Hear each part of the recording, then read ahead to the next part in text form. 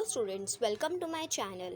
In my last video, I have explained you what is receivables management as well as we have solved one question. In this video, we are going to solve another question. But students, before that, let us revise what is receivables management. तो students, receivables means debtors. हमको debtors को manage करना है. Debtors को manage करना यानी students debtors ना तो हमारा बहुत कम होना चाहिए ना तो हमारा बहुत ज़्यादा होना चाहिए. अब ये डेटर्स कम और ज़्यादा किस वजह से होता है? तो ये होता है क्रेडिट पीरियड के वजह से. अगर हम ज़्यादा क्रेडिट पीरियड मतलब जितना ज़्यादा हमारा क्रेडिट पीरियड होगा यानी जितना ज़्यादा दिन के लिए हम उधारी देंगे उतना ज़्यादा हमारा डेटर्स बढ़ेगा. ओके, और वहीं हमारा क्रेडिट पीरियड अगर कम होगा तो हमारा डेटर्स कम होगा. तो स्टूडेंट्स क्यों ऐसा? डेटर्स बहुत ज़्यादा क्यों नहीं होना चाहिए? तो स्टूडेंट्स डेटर्स अगर ज़्यादा होगा तो सबसे पहला असर ये होगा कि हमारा बैड डेट्स बढ़ेगा. बैड डेट्स होने के ज़्यादा चांसेस होंगे, राइट. नेक्स्ट, डेटर्स अगर ज़्यादा होगा स्टूडेंट्स तो हमको उसको कलेक्ट करने के लिए, क्योंकि ज़्यादा पैसे होंगे तो हमको उसका अकाउंट्स मेंटेन करने के लिए हमारा एडमिनिस्ट्रेटिव कॉस्ट बढ़ेगा. ओके. थर्ड, हमने 3 कॉस्ट देखे थे लास्ट टाइम कि अगर हम डेटर्स ज़्यादा रखेंगे तो ये हमारे 3 एक्सपेंसेस जो हैं वो बढ़ जाते हैं. पहला क्या? हमारा बैड डेट्स बढ़ेगा. Second, administrative cost. और थर्ड हम पढ़े थे कॉस्ट ऑफ फंड्स ब्लॉक्ड. हमारे पैसे ब्लॉक हो जाते हैं तो इसका कॉस्ट. अब जो पैसे ब्लॉक हो जाते हैं अगर स्टूडेंट्स वो ब्लॉक नहीं हुए होते तो हम उसको कहीं और इन्वेस्ट करते और कहीं और इन्वेस्ट करते तो हमको रिटर्न मिलता.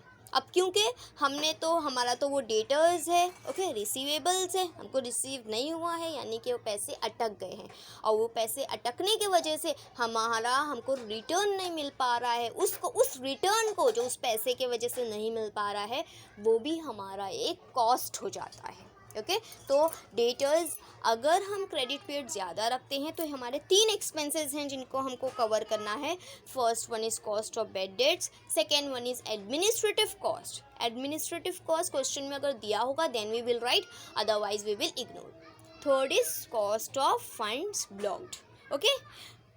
और स्टूडेंट्स अगर क्रेडिट पीरियड हम ज़्यादा रखते हैं तो उसका फ़ायदा यही होता है कि हमारा सेल्स ज़्यादा बढ़ता है. ठीक है. अब हमको देखना है in the question it will be asked कि आपको बहुत सारे क्रेडिट पीरियड दिया होगा और उसमें से आपको जो है फाइंड आउट करना होगा which credit period will be most suitable, okay, या विल बी एक्सेप्टेबल. सो हम दूसरे क्वेश्चन की तरफ बढ़ते हैं. Okay.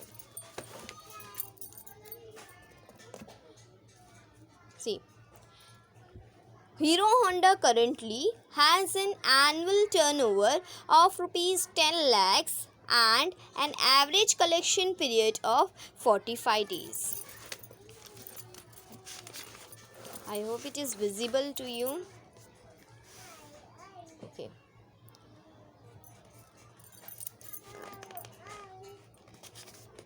The company wants to experiment with a more liberal credit policy on the ground that increase in collection will generate additional sales. है ना, क्योंकि अगर हम क्रेडिट पॉलिसी बढ़ाएंगे तो कंपनी को पता है कि क्रेडिट पॉलिसी बढ़ाएंगे तो सेल्स बढ़ेगा. Okay.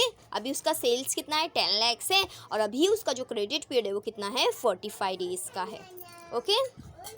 From the following information, kindly state which policies you would like the company to adopt. Okay, so we have here credit policy. We have 1, 2, 3, 4. Okay, then हमको credit period पहले 45 days का था. अगर हम credit period increase करते हैं, कितना? पहला ऑप्शन है 15 days से इंक्रीज़ करते हैं, सेकेंड ऑप्शन है 30 days से, फोर्थ 40 एंड देन 60. तो अगर हम इंक्रीज़ करते हैं ऑब्वियसली क्रेडिट पीरियड इंक्रीज़ करेंगे, ज़्यादा उधारी देंगे, ज़्यादा दिन के लिए उधारी देंगे तो हमारा सेल्स क्या हो जाएगा? वो बढ़ जाएगा. तो पहले 10 लाख सेल्स था, 50,000 और बढ़ जाएगा यानी 10 लाख 50,000 हो जाएगा. फिर 10 लाख 80,000 हो जाएगा, 11 लाख हो जाएगा और 11 लाख 25,000 हो जाएगा. बैड डेट्स भी बढ़ेगा. पहले ऑप्शन में 2%, 3%, 4% और 6%. हमको बोला है the selling price of the product is ₹5 and the variable cost is ₹3। अभी सेलिंग प्राइस कितनी है? 5 है। The current bad debts loss is 1%। अभी का बेड डेट परसेंट कितना है? 1। and the rate of return on investment is 20%. A year can be taken to compromise of 360 days. हमको बोल रहा है ईयर कितने का लेने का अपने को? 360 डेज़ का। तो students it is very simple. See हम देखेंगे कि जिसमें हमारा नेट बेनिफिट, जिसमें हमारा जो भी ऑप्शन में हमारा नेट बेनिफिट यानी हमारा नेट रिटर्न जिसमें ज़्यादा आ रहा है, जिसमें हमारा प्रॉफिट जिसमें मैक्सिमम आ रहा है, वो ऑप्शन हमारे लिए बेस्ट है। ओके तो हम हमेशा students we are going to follow only one format. Okay हमारे पास I will write your particulars, यहाँ पे ये मेरी प्रेजेंट पॉलिसी।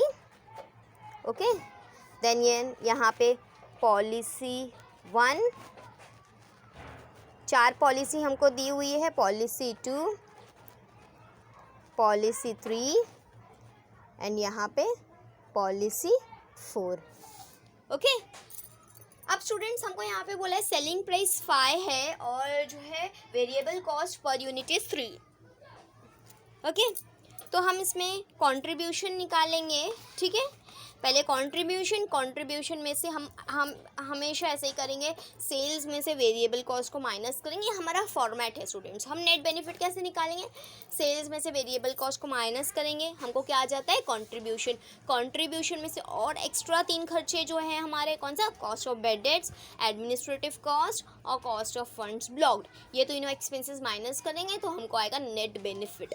जिसमें भी हमारा बेनिफिट ज़्यादा रहेगा that option will be acceptable. Okay तो सबसे पहले मैं लिखूंगी सेल्स हमको प्रेजेंट पॉलिसी का कितना दिया हुआ था? 10 lakhs। फिर बोल रहा है अगर हम क्रेडिट पर इंक्रीज़ करेंगे तो 50 हो जाता है, 10,50,000 हो जाता है। ओके देन 10,80,000 हो जाता है, देन 1 लाख इंक्रीज़ हो जाता है यानी 11 लाख हो जाता है। उसके बाद 1,25,000 इंक्रीज़ हो जाता है यानी 11,25,000 हो जाता है। ठीक है इसमें से हम माइनस करेंगे क्या? Variable cost. हमेशा स्टूडेंट्स ये रिसीवेबल्स मैनेजमेंट में आप ये फॉर्मेट याद रखो, सेल्स में से आप माइनस करोगे वेरिएबल कॉस्ट। अब स्टूडेंट्स यहाँ पे देखो ना हमको दिया है कि सेलिंग प्राइस, यहाँ पे मैं कॉस्ट स्ट्रक्चर कर लेती हूँ।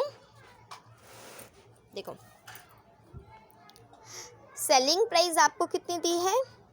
5। ठीक है और आपको जो है वेरिएबल कॉस्ट दिया है 3। तो अभी क्योंकि हमको हर एक का निकालना है तो हम परसेंटेज निकाल लेते हैं। ठीक है तो अगर ये 100 है तो फिर ये इसका कितना परसेंट है? देख लेते हैं।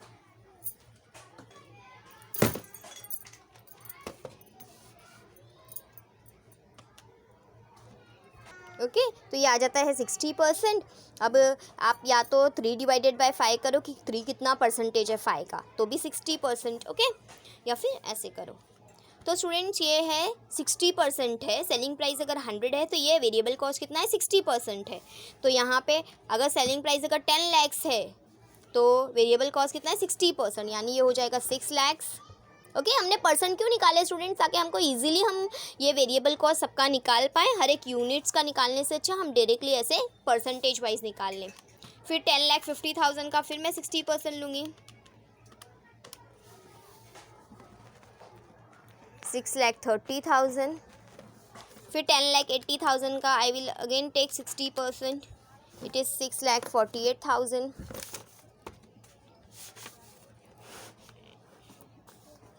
6,48,000। देन अगेन 11 लाख का 60%, इट इज़ 6,60,000। देन 11,25,000 का फिर 60% हम लेंगे तो इट इज़ 6,75,000। ओके फिर हमको मिल के आ जाएगा कंट्रीब्यूशन। तो 10 - 6 it is 4 lakh. Okay 10,50,000 minus 6,30,000 कितना आ जाएगा? 4,20,000। देन 10,80,000 माइनस 6,48,000 कितना आ जाएगा? 4,32,000। देन 11 लाख माइनस 6,60,000 कितना आ जाएगा 4,40,000. देन 11,25,000 माइनस 6,75,000 कितना आ जाएगा 4,50,000. ठीक है, पहला step sales minus variable cost. अब क्या निकालेंगे कंट्रीब्यूशन. उसके बाद स्टूडेंट्स 3 खर्चे, cost of bad debts, administrative cost और cost of funds blocked. Cost of bad debt तो हमको दिया है कि 1%, 2%, 3% and so on. Administrative cost nothing is mention, so we will not write anything. उसके बाद cost of funds blocked. Okay, तो contribution में से हम इसमें से लेस करेंगे पहले कॉस्ट ऑफ बेड डेट्स. ठीक है, इसमें 1% है. 1% of what students, it is understood कि बेड डेट्स हमेशा सेल्स पर होता है. किसका परसेंट होता है, सेल्स का. तो पहले वाले केसेस में 10 लाख का 1% इट इज़ 10,000. ओके, देन 10,50,000 का 2%, 50,000 का 2% इट इज़ 21,000. ओके, देन 10,80,000 का कितना 3% इट इज़ 32,400.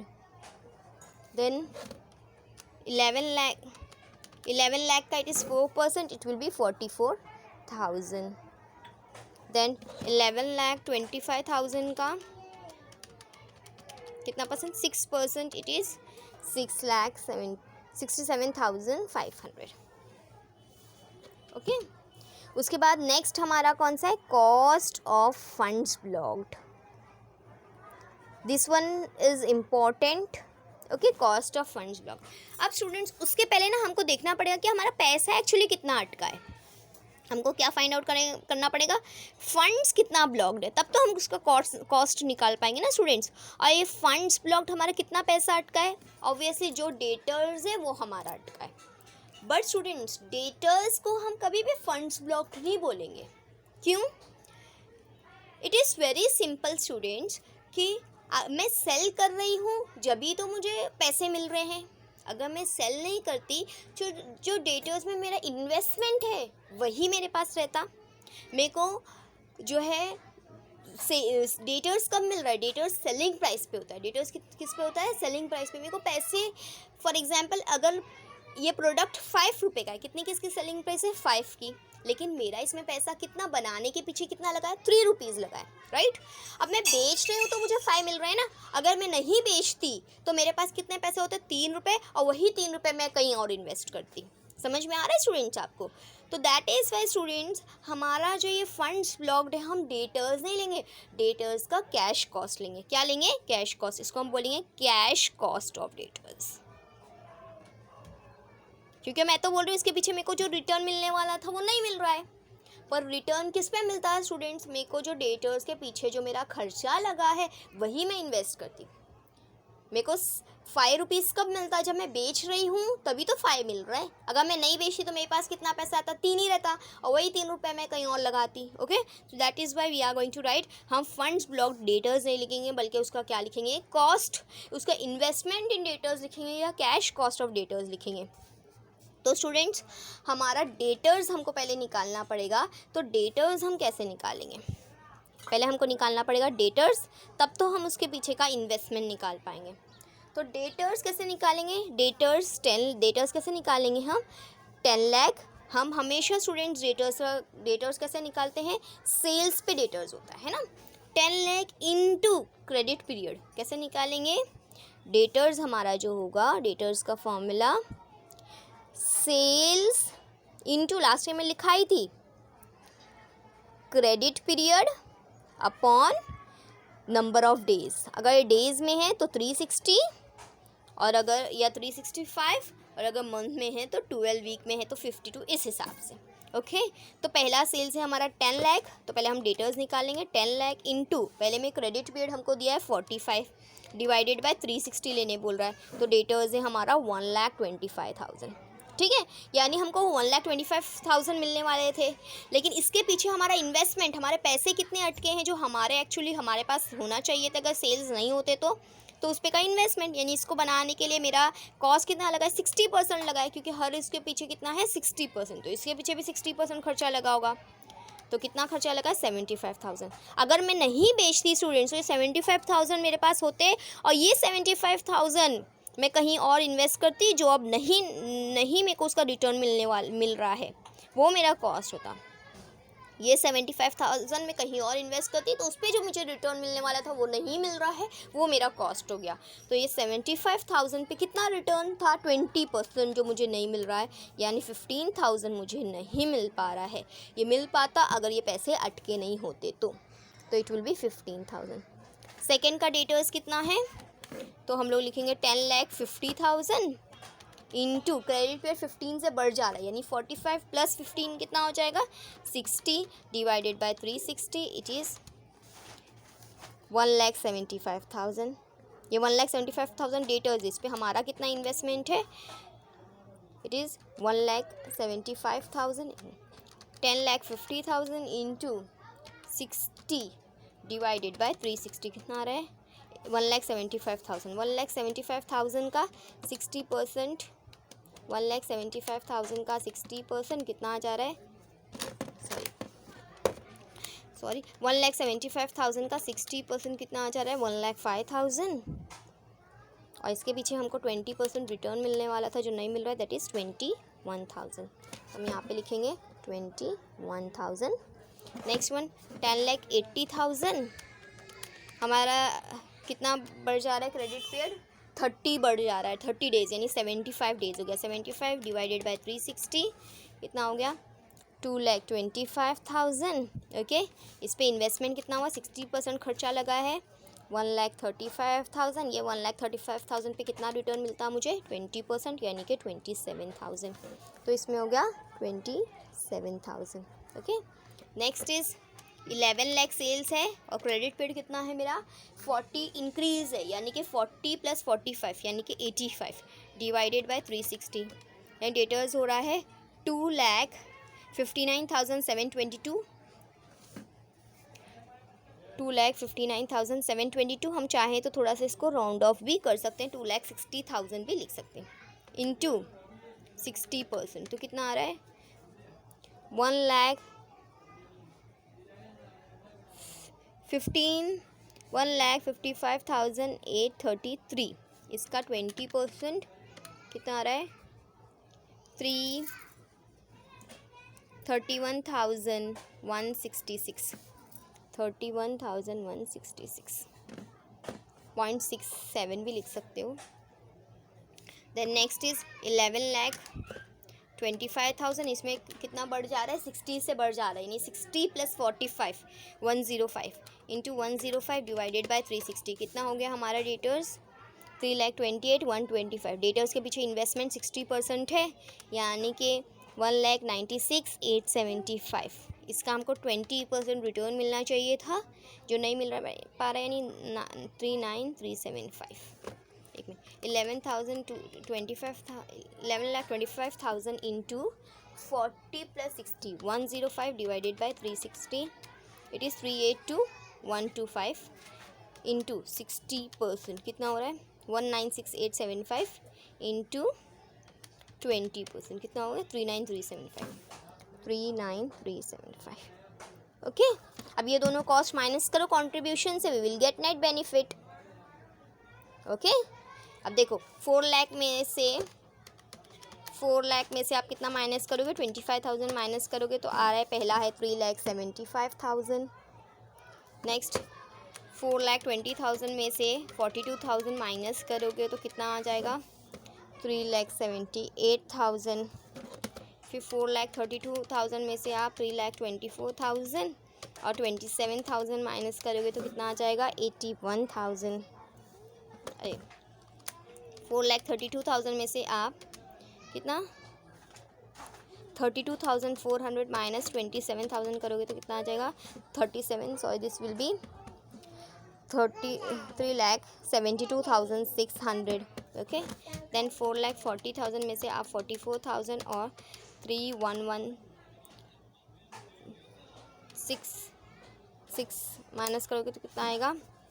3,64,834 और 4,50,000 में से आप 67,500 और 39,375 माइनस करोगे तो कितना आएगा?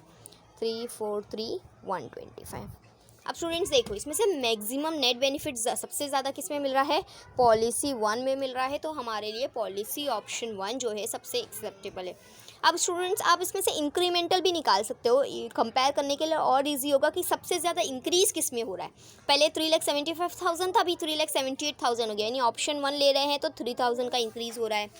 सेकेंड ऑप्शन में 3,72,600 हो रहा है, जबकि पहले कितना था, 3,75,000 था, यानी 2,400 का इंक्रीज़ हो रहा है। थर्ड ऑप्शन में डिक्रीज़ हो रहा है, कितने का डिक्रीज़ हो रहा है, 3,75,000 था, बट अभी कितना हो जा रहा है, 3,64,834, यानी कि 10166 का डिक्रीज़ हो रहा है। थर्ड ऑप्शन में इसमें डिक्रीज़ हो जा रहा है, इसमें 3,75,000 था, 34,3125 हो जा रहा है, यानी इसमें भी डिक्रीज़ हो रहा है, 31,875 का डिक्रीज़ हो रहा है। ओके, तो स्टूडेंट सबसे अच्छा देखो, सबसे ज़्यादा इंक्रीज़ किस में हो रहा है, हम इस तरह से इंक्रीमेंटल बेनिफिट भी चाहे तो निकाल सकते हैं। नेट बेनिफिट के बाद क्या करेंगे, बस हम लोग माइनस करेंगे। पहले ऑप्शन में 3,78,000 हो रहा है, पहले कितना था, 3,75,000 था, यानी 3,000 इंक्रीज़ हो रहा है। 3,72,600 हो रहा है, जबकि पहले कितना था, 3,75,000 था, यानी 2,400 का इंक्रीज़ हो रहा है। 3,64,834 हो गया, जबकि पहले कितना था, 3,75,000 था, माइनस करेंगे तो पता चलता है 10,166 का डिक्रीज़ हो रहा है। इसमें 3,43,125 हो गया, जबकि पहले कितना था, 3,75,000 था, यानी 31,875 का डिक्रीज़ हो रहा है। सबसे ज़्यादा इंक्रीज़ हमको पॉलिसी ऑप्शन